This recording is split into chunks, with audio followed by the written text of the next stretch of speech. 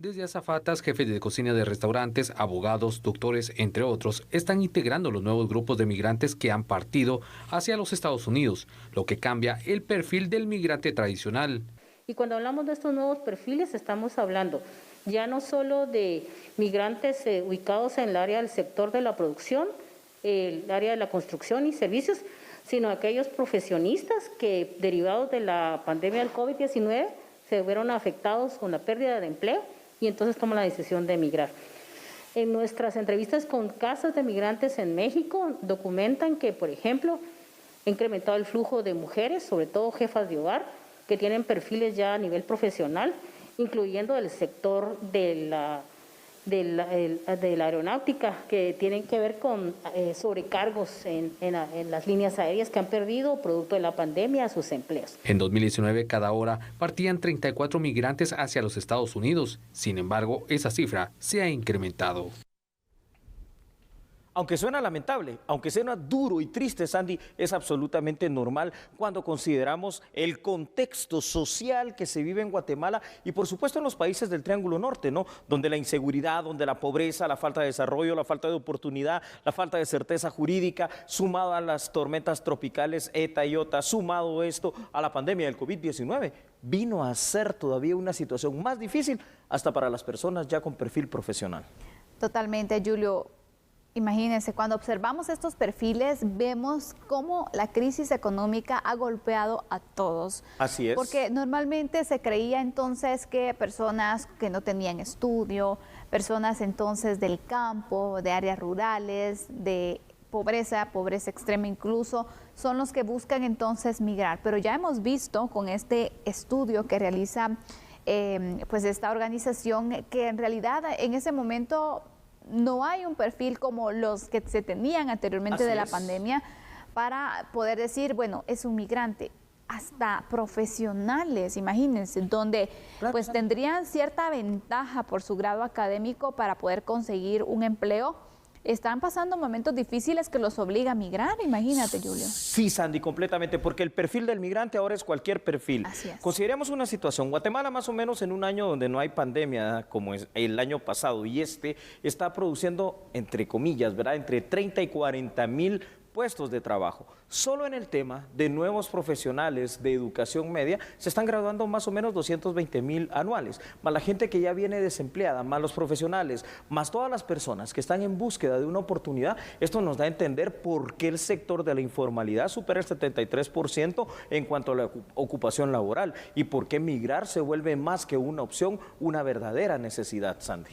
Totalmente, Julio. ¿Y cómo es que esos peligros también? Porque imagínate, aquí vamos evaluando el perfil de los migrantes. Así es. Pero también vamos evaluando cómo las estructuras, los coyotes, se están aprovechando también porque ya se ha indicado que han incrementado el costo para poder cruzarlos a la frontera o abandonarlos en el mejor de los casos. Más de 100,000 quetzales ya. Imagínate, entonces también, ¿por qué? Por la crisis de la pandemia, por todas las situaciones que se están dando y cada vez la tienen más complicada, porque, por ejemplo, un coyote te puede decir, mira, por la situación que está pasando, que es tan difícil los controles, tantas excusas que se pueden dar a conocer para poder incrementar el costo, bueno, tienes que pagar 10,000, 20,000 quetzales más, no sé. ¿Y qué van a hacer las personas? Endeudarse más. Pagarlo o endeudarse más, imagínate. Y fallar en el intento y quedar peor que como estaban antes. ¿Te parece si vemos datos? Vamos. Vamos entonces a ver estos datos ahí en pantalla para que usted nos acompañe a profundizar en el análisis del tema. El fenómeno, Sandy, de la migración está mutando y esto es a consecuencia de la pandemia del COVID-19. Pues además de los clásicos perfiles del migrante, que es gente de área rural particularmente y muy pobre, ahora se agregan los profesionales desempleados. Esto es fácil de entender, derivado de la pérdida o de la suspensión de empleos que en medio del COVID-19 ha sido una realidad en países como el nuestro, que integra este famoso Triángulo Norte de tantos problemas en Centroamérica. Y por supuesto, el mundo también ha sufrido de este tema. Si a esto le sumamos las clásicas causas que ya las mencionamos de pobreza, inseguridad, desempleo y la falta de oportunidades, la migración es realmente realmente la única opción para muchas personas, pero Sandy llama la atención que también ha aumentado el número de mujeres migrantes y entre ellas, tal y como lo veíamos en la nota, se encuentran muchos perfiles también de nivel profesional. Quiere decir que aquí la falta de oportunidad es general, pero cuando eres mujer se vuelve también otra de las causas para que este gran sector de la población, 53% de los guatemaltecos son mujeres, pues tenga todavía más problemas encima, ¿no? Así es, Julio. Sabemos que las mujeres, pues, es un poco más complicado a veces conseguir un trabajo, aunque tengas un título y con el contexto que estamos viviendo. Entonces ahí se complica. ¿Por qué? Porque hay obligaciones que cubrir, hay necesidades que cubrir, Julio. Hay una familia que sostener, hay una familia que ayudar. Entonces, es un panorama muy triste, te diría, porque también recordemos que en este momento los migrantes no la tienen fácil, en el sentido que los controles se han ido incrementando aún más. Hay pues una serie de operativos, de controles entonces que se han ido estableciendo.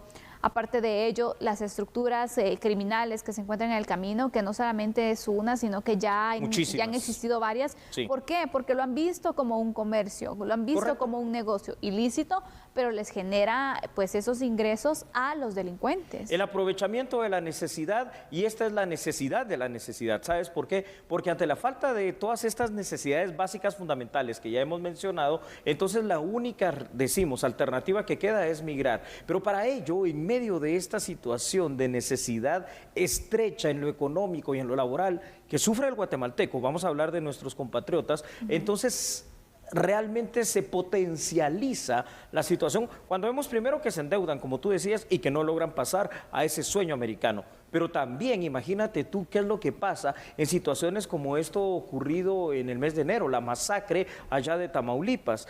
Hoy por hoy tenemos que entender una situación. La migración es un fuerte problema, ya no solo problema, es una crisis realmente de carácter humanitario. Y lo malo, y eso sí es muy malo, que no se está viendo que hagamos algo aquí en nuestros países de origen. Porque frenar la migración no es cuestión de Estados Unidos, frenar la migración no es cuestión de México, es cuestión de nosotros en primera instancia. Totalmente. Como país, ¿qué se está haciendo? Exacto. Sabemos que la población está en espera también de oportunidades, pero también qué tanto pueden estar esperando si las necesidades se hacen presentes pues constantemente, ¿no? Entonces, las mejoras, la reactivación económica es muy importante, lo que las instituciones también puedan hacer para ir fortaleciendo el tema del empleo, que es algo vital también. La creación de nuevas plazas de empleo. Exactamente, atraer la inversión.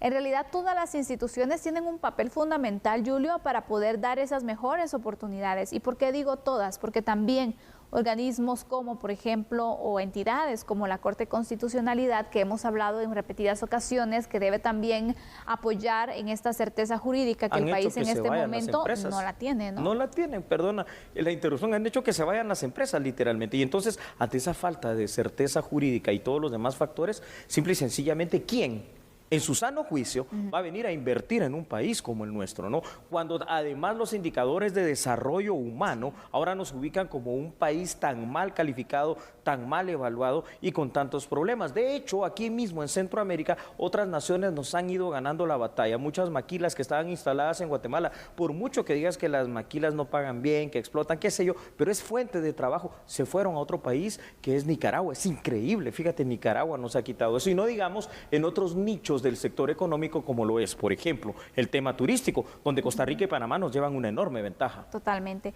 Julio, pero cuando vamos un poco más allá con este análisis de los migrantes, de los potenciales migrantes también te dirían, nos enfrentamos entonces a situaciones y a cifras que son alarmantes. Vemos el nuevo perfil de migrantes, pero también vemos qué va a pasar en los próximos meses. Es decir, cada año tenemos un considerable número de graduandos y que se van sumando al número o incrementando incluso las estadísticas del desempleo y probablemente de los posibles migrantes, ¿no? Y antes de ver los datos y las cifras de las cuales tú estás hablando, hay que decir algo. El año pico en el tema de migraciones aquí en Guatemala para nosotros fue el año 2019. Hay que entender que el 2020 no tanto por el tema de la pandemia, 2021 ya viene en alza, pero es que si no hubiese existido la pandemia del COVID-19, seguro que el 2020 hubiese superado al 2019 y este 2021 en ese camino va fácilmente. Veamos esos datos y esas cifras, por favor, puestos ahí en pantalla para que los podamos analizar.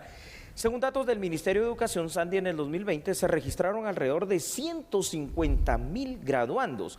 Estadísticas del INE previo a la pandemia mostraban que alrededor de 200,000 personas se sumaban a la población económicamente activa cada año. Yo te diría, se sumaban muchos de ellos o a la informalidad o al desempleo, porque ese es el panorama guatemalteco. Al mismo tiempo, Sandy, solo se generaban alrededor de 26,000 puestos de trabajo formales, imagínate tú. Y además, al analizar los datos de afiliados al las cifras de diciembre del año 2020 mostraron una pérdida superior a los 40,000 afiliados comparado con la cifra de diciembre de 2020. Esto quiere decir a todas luces que si la gente ya no se está afiliando es porque ya no hay empleo, es porque no hay un patrono que te pague esta situación del ICS o es porque tú ya te fuiste a buscar la vida en la informalidad o te fuiste a buscar la vida en otro país. Realmente, por donde lo miremos, en cifras, en análisis, en problemas y en cuestiones sociales, la situación de la migración se está volviendo tan terrible. Terrible como tú lo dijiste. Hoy el perfil del migrante puede ser cualquiera, sea o no profesional y se dedique a lo que se haya dedicado. Totalmente, Julio. Mira, sinceramente sabemos la situación que muchas empresas han pasado económicamente y por eso también es que se debe mucho el tema de la baja en el número de afiliados. Así es. Y eso, imagínate, lejos, bueno, quienes están manteniendo un trabajo también no es que mantengan las mejores condiciones. A muchas personas entonces les quitaron prestaciones, les quitaron el derecho a ICS, es decir, no tienen ningún tipo de garantía. En este momento los pueden despedir y bueno, ya estuvo, no tienen ICS, no tienen posibilidades de prestaciones, no tienen nada. Les recortaron el salario, correcto. Tantas situaciones que complican, incluso tú vas haciendo un presupuesto donde cualquier variación que te hagan va a repercutir en tu economía. Entonces, cuando tienes una situación como esta, dices, bueno, no me despidieron, pero al final también es que las condiciones sean las mejores. Entonces, no. ¿Qué hago? Mejor voy a buscar otras oportunidades en Estados Unidos, aunque me tenga que arriesgar y aunque tenga que pasar por situaciones difíciles en el camino, pero necesitamos esos ingresos. Ese es el panorama que están viviendo algunos guatemaltecos. Así es, y cada vez van a ser más los guatemaltecos que se van a orientar ante esta difícil situación. Ya hemos visto en las cifras, y esto es bastante claro, que no importa las políticas represivas, si tú quieres, en el tema migratorio por parte de Estados Unidos. Hablamos de Donald Trump, pero ojo, esta no es una política de Donald Trump como presidente en su momento, no es una política republicana o demócrata, es una política de Estado, es una política que no importa quién esté en el gobierno, y ya lo veíamos, como lo hemos dicho en varias ocasiones, cuando Barack Obama